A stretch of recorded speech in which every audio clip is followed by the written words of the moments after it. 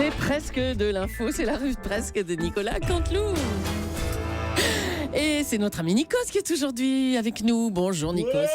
Salut les loups, salut les reines, c'est Nikos, entertainer, animateur, journalisteur, singer aussi, parce que je chante aussi, photographeur de stars ou de Tour Eiffel aussi, je fais les Tours Eiffel. Salut Julia et Caroline, Natacha et Lolo, tout le monde est là. Et puis le cumulard de la bande, bien sûr, Jean-Marc Morandini. Vous le savez, il est docteur, c'est ça. Il est inspecteur, animateur, prof de géo pour Nabila, qui pense que la Suisse est la 14e région française. Il sait tout faire, ce Jean-Marc. Une semaine folle, je l'ai dit, que la semaine que nous avons vécue, avec des hommes politiques hospitalisés, Claude Barthelone et Jacques Chirac. Il y en a un qui va un peu mieux que l'autre, je ne vous dirai pas lequel. Des couples gays qui se forment, François Hollande et Xavier Bertrand, oui. Couple gay, des couples hétéros qui se déchirent, Jean-Jacques Bourdin et Marine Le Pen. Bref, c'est assez crazy comme semaine. Allez, avant de démarrer, on adresse un salut amical à l'ami Mathieu Camison de la Régie Pub d'Europe 1, le marathonman de l'extrême, le barbu volant, qui nous quitte après... Ah bon ? Oui. Ah, vous me l'apprenez, Nikos ? Oui, enfin, il n'est pas décédé, il va juste bosser ailleurs. Non, mais je sais bien. Bah oui, j'aurais pas dit sur ce ton-là. 18 ans de maison. Il nous a rapporté beaucoup de pubs ici à TF1. Eh oui. Europe 1. Oh là là là là. Ouais, qu'est-ce que je travaille dans une chaîne commerciale. Allez, vous nous donnez les titres de l'actu. Ouais, Europe 1 déménage, chers auditeurs, dans le Marais. Alors pour vous, ça ne changera pas grand-chose, mais pour nous, ça veut dire beaucoup. Ouais. C'est Nono Lagardère, notre big boss, qui a décidé cela, et il est de plus en plus fashion, Nono. Il veut qu'Europe 1 change de siège pour aller dans le Marais, donc. Et oui, Julie va déménager. Notre Julie nationale va déménager, Thomas. Enfin, il va falloir la déplacer, plus exactement. Je vous rappelle que Julie fait partie des fondations d'Europe 1. Et oui, Julie, c'est un mur porteur. Si on la déplace, tout l'édifice peut s'effondrer. C'est gentil. Ah oui. C'est gentil ou pas ? Si, c'est gentil. Allez, c'est gentil. je me le demandais. Fondation, machin, truc. Ouais, bon. Bonne nouvelle, nous sommes le 18 décembre et Michel Houellebecq vient de terminer son calendrier de l'Adam. Oui, chaque jour, alors je vous explique comment il fait. Chaque jour, il ouvre une petite fenêtre dans laquelle il y a une dent, il se la colle. Et on est le 18 décembre, donc ça lui fait 18 ans. Donc c'est une bonne nouvelle, il va pouvoir mâchouiller un bout de dinde pour Noël. Ouais 18 ans. Le nouveau Colombo, oui, l'émission Crime de Jean-Marc a permis d'arrêter le meurtrier d'un étudiant à Belfort plus de 20 ans après. En revanche, l'ami Jean-Marc n'a toujours pas retrouvé l'assassin de son émission Face à France. J'ai une idée pourtant. Bien vu, Nikos. Il y a des suspects. Voilà. Bien vu. À toi, July. Merci, et Merry Nikos. Christmas à you. Et à demain, Nikos, à 11h sur Europe 1 avec vos invités, Thierry Lhermitte et Bernard Campan, Kenji Girac, Marie-Claude Pietragala et Pascal Elbé, que des vedettes, Nikos. Merci, Bravo. c'est bien de faire de la promo.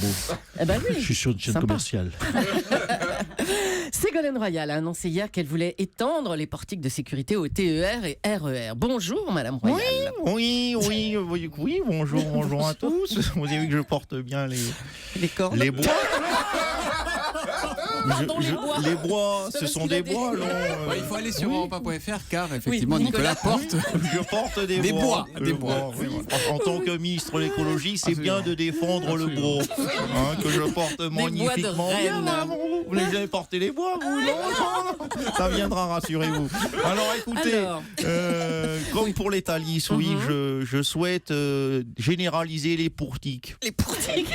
Les portiques sur les RER, Oui. bon, même si on sait que la seule solution véritablement efficace, il faut le dire, pour éviter les attentats dans les trains, c'est d'y mettre plutôt Jean-Luc Anglade ou des militaires américains, Oh là, oui. qui sont plus efficaces que les portiques. Ouais, mais c'est pas possible d'avoir un militaire américain dans chaque wagon. Oui, Ségolène bon, Royal. écoutez, ne cassez pas mes rêves. Ah bon. J'ai envie de vous dire, don't break my dreams.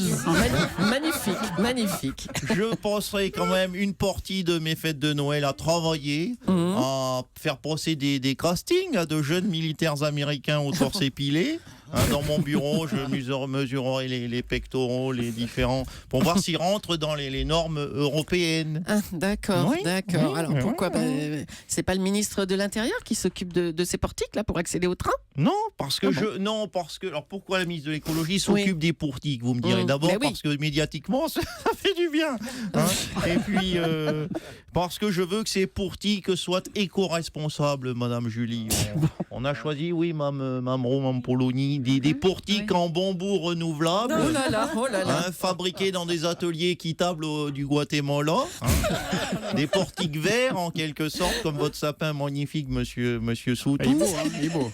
Et les usagers du RER aussi seront verts, hein, puisqu'il y a vu de nez, ils mettront 3 heures, ils auront 3 heures de retard en arrivant au bureau à cause de ces putains de portiques. Et ça va faire un peu peut le dire. au portique. Hein. Voilà.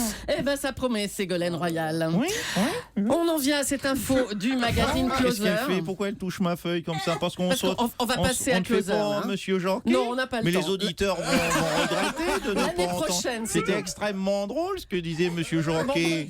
On en parlera On l'année est vraiment prochaine. sur une chaîne commerciale, hein, une radio qui Allez, on y pense va. qu'à la pub, qui privilégie la pub Bon, attendez. à côté de Oui. choses qui ont été écrites très drôles en pleine nuit à 3h du matin sur du papier recyclé.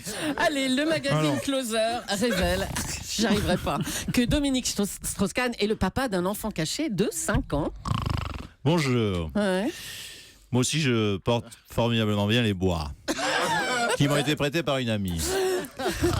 Une ex. Alors, écoutez, oui, un enfant caché 5 ans, me dites-vous. Oui. Un seul. Bah, Je m'en sors bien, j'ai eu bol. Attendez, vous permettez une petite soustraction. Donc, Oui. il a 5 ans, cet enfant. 2015 moins 5, ça fait donc 2010. Ah oui, oui. Donc, c'est avant l'affaire du Sofitel que j'ai eu cet enfant. Oui. Bon, mais la bonne nouvelle, c'est que c'est pas Nafissatou la mère, alors. Monsieur Strauss-Kahn, vous êtes sans arrêt rattrapé par des affaires sexuelles. Hein. C'est plus fort que vous, ça. Bon, écoutez, ça va, c'était il y a longtemps, j'étais jeune. Vous savez, à 20 ans, on est foufou. On est plein de rêves et de sève. Non, attendez. Oh là. Ça, ouais. Attendez. Là, je vous prends vos feuilles. Viens. Ah, c'est quoi la Monsieur question? Strauss-Kahn, vous aviez 61 ans en 2010, vous n'aviez pas 20 ans, qu'est-ce que vous racontez? C'est vrai que c'est un peu jeune pour être papa. Il faut bien se lancer un jour ou l'autre, vous savez. Voilà, c'est pas très drôle, vous pouvez enchaîner. Ben, moi aussi, je On vous fais vous un truc. remercie, Vous allez directement sur celle-là. Non, Non, on va faire tout ça là. Merci Monsieur Strauss-Kahn. On en a parlé tout à l'heure. Europe 1 va donc déménager de son adresse historique rue François 1er pour aller dans le Marais, dans Paris. Alors qu'en pense-t-on chez nos confrères? On va faire un petit tour du côté de chez Jean-Jacques Bourdin, qui lui est au bord du Garonne.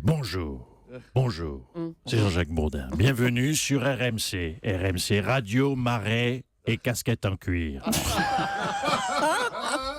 Oui. Vous le savez, chez nous, on essaye de comprendre l'information, de comprendre cette information qui vient de tomber pour mieux comprendre pourquoi Europe 1 déménage dans le Marais.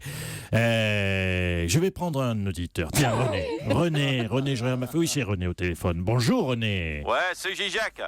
Bonjour. Donc, je me présente René et je suis chauffeur de taxi à Paris. Très bien, quelle belle profession.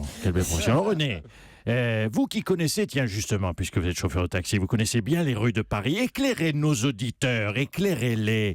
Qu'est-ce que c'est que ce quartier du Marais de Paris? Parlez-nous-en. Ben, J-Jacques, le Marais, c'est le quartier homosexuel de Paris, quoi. Voilà, c'est là qu'ils se cachent tous, quoi. Enfin, qu'ils se cachent.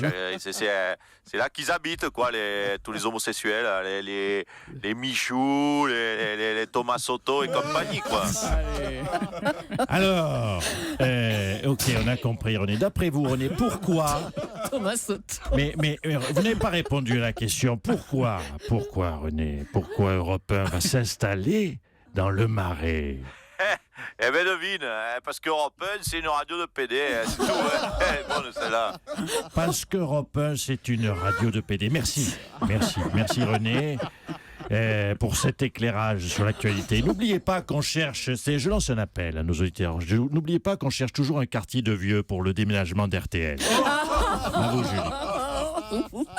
Et puis pour terminer, on accueille Jean-Marc Morandini qui anime Crime sur Énergie 12. Il a donc permis l'arrestation d'un meurtrier 20 ans après les faits grâce à son émission et notamment un témoignage en caméra cachée. Il va nous en parler dans son émission. Oui, mon épéné.